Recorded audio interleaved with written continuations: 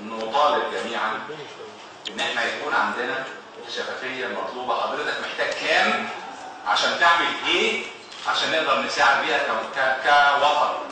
الوطن دلوقتي بيتكلم.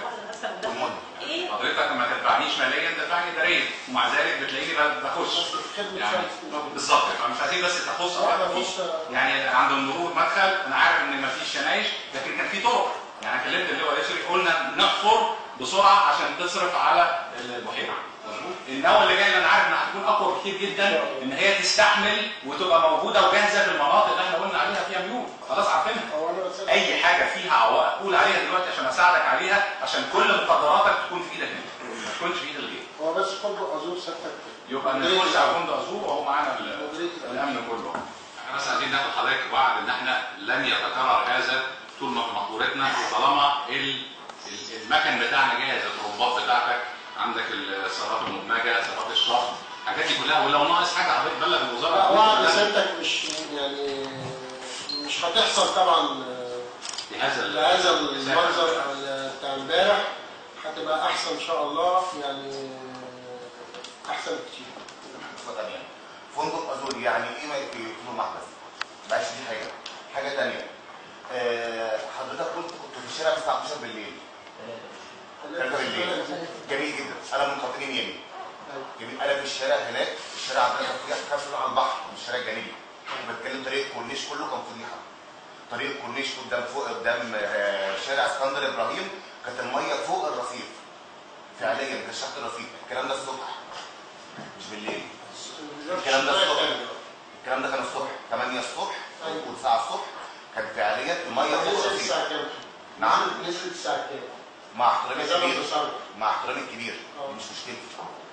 لا عندنا بنيه اساسيه متهالكه ولا ينفع فيها صرف صحي، ولا ينفع الردود المستفزه اللي انت تيجي تتكلم صرف صحي يقول لك اصل احنا فوجئنا بالمطر، على اعتبار احنا احنا خلاص يعني يعني الوزاره مقصره معاكم؟ مش عمليه وزاره، يعني انت ما تدخلنيش سيادتك بعد اذنك.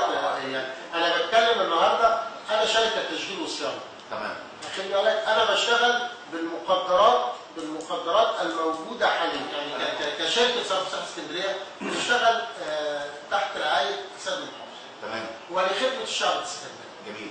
النهارده لو انا زي ما بيحصل اي مشكله، اي ازمه استدعى، خلي بالك، فانا بقدم كل خدمات الشركه للازمه دي.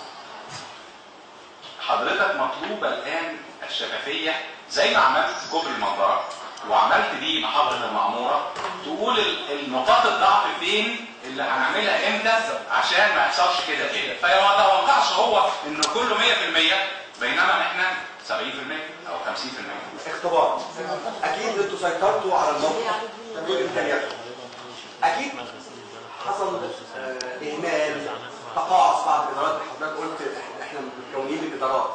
هل ثبت في التحقيق ان في ادارات تقاعست او اهملت وتم التحقيق معها؟ انا بحاول ان احنا متاكدين ان في غلطه، والغلطه اللي بتكلم مش انا من دماغي، بيبقى الرقابه الاداريه داخله معايا ان هي التحقيقات شغاله، لكن حاجه زي كده مفيش تحقيقات، مفيش لغايه دلوقتي لم يثبت تقصير. لو في تقصير حضرتك هيبقى تقصير في المعدات، تقصير في الصيانه، تقصير في الحاجات اللي احنا عارفين اسبابها ايه. فهو انا بس بقول لحضراتكم يطلع ويقول الاسباب دي. احنا ما عندناش حاجه نخبيها، احنا ممكن نطلع نقول انا معيش دلوقتي او ممكن اجي بعدين. يعني البنيه التحتيه لما نيجي نتكلم فيها، اسكندريه مخدومه يمكن بنسبه 95% صرف صحي. المحافظات الاخرى يمكن لا تتعدى 15 و 20% خلاف القاهره. يعني خلي بالك القاهره كله.